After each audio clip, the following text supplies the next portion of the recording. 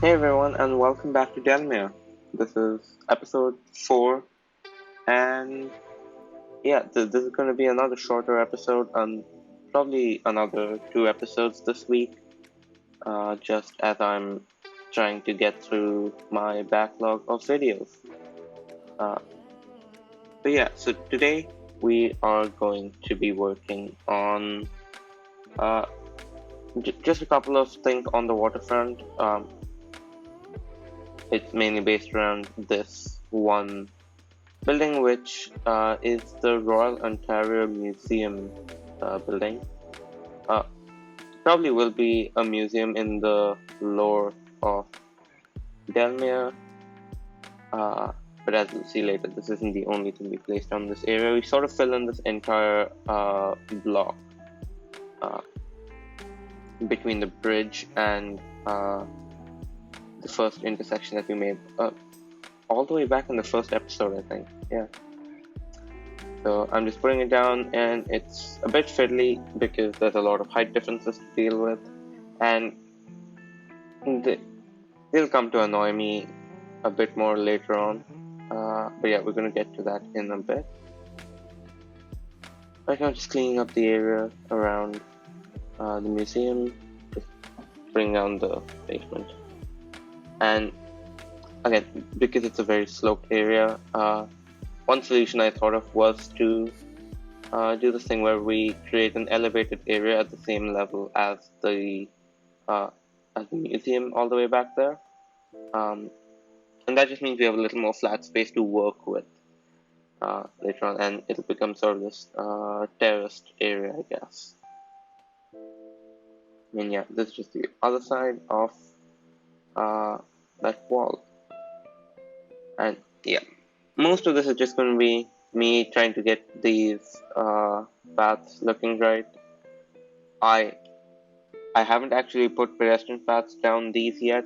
These are just, as you can see, just PO'd surfaces using, I think there's some kind of tile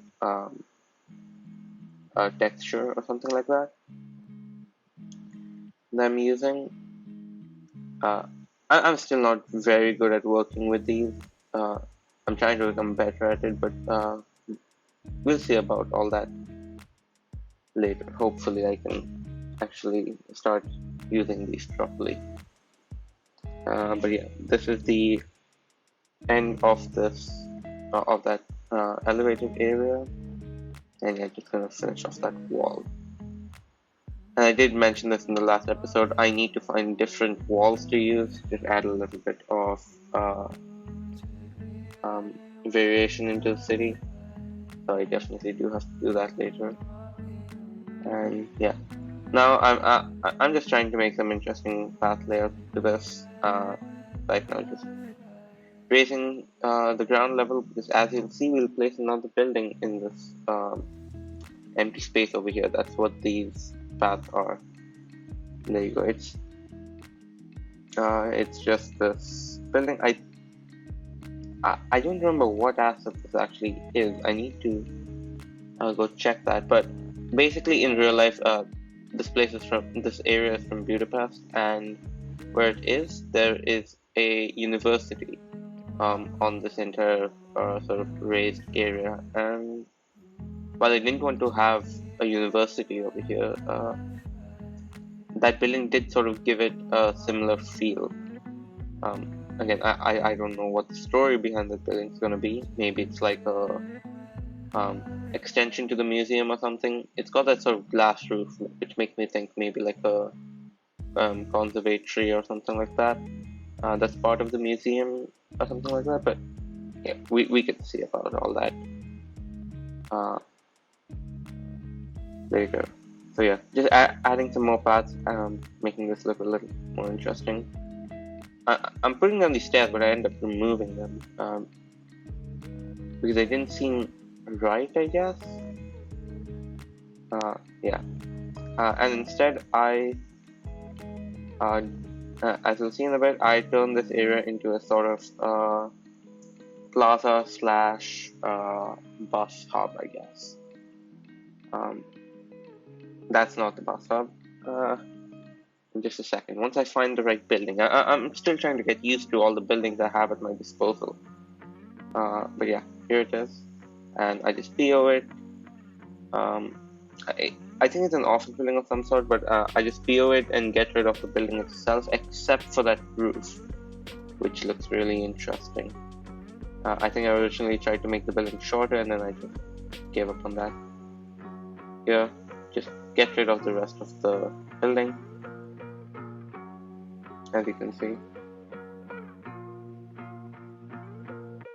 And luckily this asset is fairly symmetric, so it's easy to do all this. So what I just placed on, that's going to be the upper layer of the upper shed, I guess.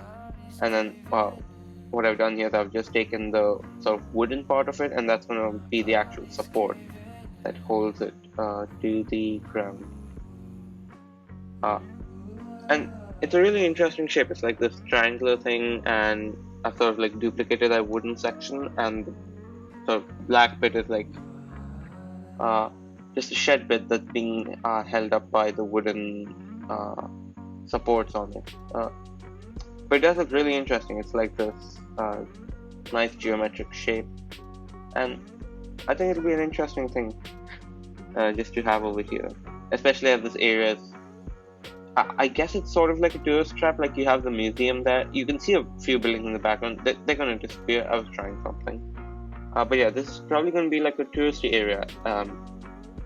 And yeah, we also have the area between the waterfront and the main road itself. That is, again, in Budapest, it's an expo center. We'll figure out what to do with that ourselves. But yeah, that's also going to come. That you can sort of, it's just out of view off the bottom of the screen, but that's roughly where it's going to go. And yeah, so this entire area is going to become a fairly touristy area of the city. So, you know, having these nice architectural, these architecturally interesting areas is definitely a nice thing to have. So yeah, just me being finicky, I wanted to get those wooden supports to actually extend all the way through to the second one. To make it right, but PO can be a bit finicky with like distances. Like when you're raising things vertically, it's a bit finicky.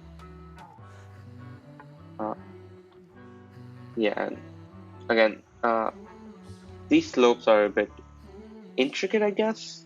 It's for lack of a better term. It's like you can see there's like weird glitches where the bumps in the road show up. It's fine. I eventually find ways around those.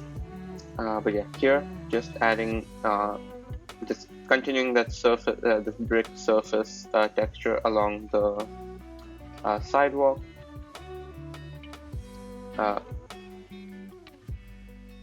Yeah, just to continue that feel. Now, like I said, this area is on like a an incline,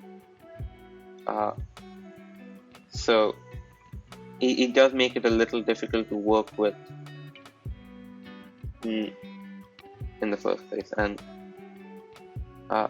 second, you can see when you have like those curved edges, it's a little hard to continue the pavement texture that I've used, as I'll find out in a bit. But yeah, it's a bit difficult filling in this entire area with this brick texture. I did want to fill it in with this because it does look interesting, and it adds a little bit of variety to the area.